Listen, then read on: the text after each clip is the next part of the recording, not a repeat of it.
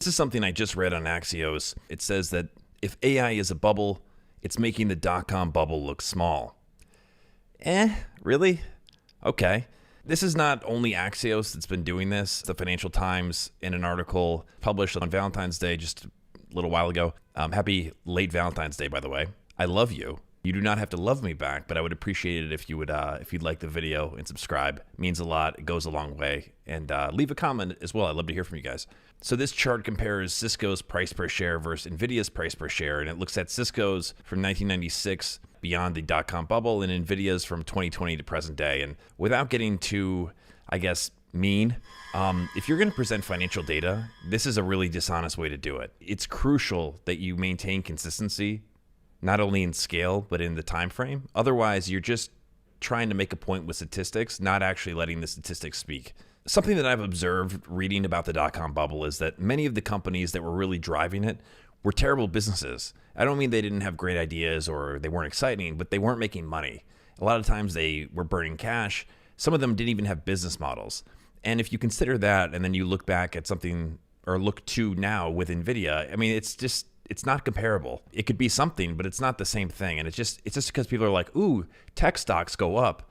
Ooh, people excited. Ooh, must be the dot-com bubble. At the bottom of this New York Times article from 2000, it says that the EnduringPets.com sock puppet is a fitting mascot for the demise of the dot-com mania.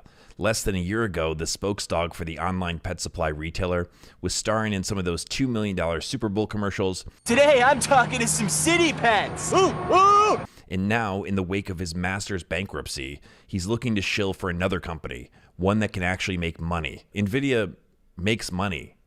Nvidia generates cash flow. Nvidia does share buybacks. You know, there's lots of things that make Nvidia a different type of business than a lot of these companies that you could look to as sort of the darlings of the dot-com era. Now, on Goldman Sachs' website, they have an article about the dot-com bust. And it says down here that the NASDAQ index rose 86% in 1999 alone and peaked on March 10th, 2000 at over 5,000 units. The mega merger of AOL with Time Warner seemed to validate investors' expectations about the new economy, and then the bubble imploded. Now, this is the important part. As the value of tech stocks plummeted, cash-strapped internet startups became worthless in months and collapsed. Let's go back to that. Cash-strapped internet startups. Okay? This is not what we're talking about in this current era. You know, Nvidia is one example of that, but there are other companies. Let's look at the Magnificent Seven. These are not cash-strapped businesses. These are companies that are flush with cash and they gush out cash. It's very different. Next article here from the year, it must be the year 2000, but it says the article is more than 23 years old. And it goes down a little bit farther. I want to call this out, which is that most dot-coms were involved in sectors where profits, assuming there were any, were destined to be squeezed by cutthroat competition. Now, Nvidia's profit margins right now are very, very, very high.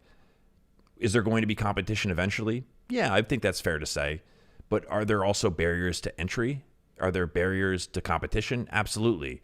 From everything that I've read about the type of GPU or the type of chip that Nvidia is making so much money on right now, it's very labor intensive and it's very cash intensive if you want to go create your own. Now you'll hear, oh, what if Google, does that internally? Or, what if Meta decides to make their own instead of buying from Nvidia? And that's all possible, but that's not happening right now. So we have to live in the present.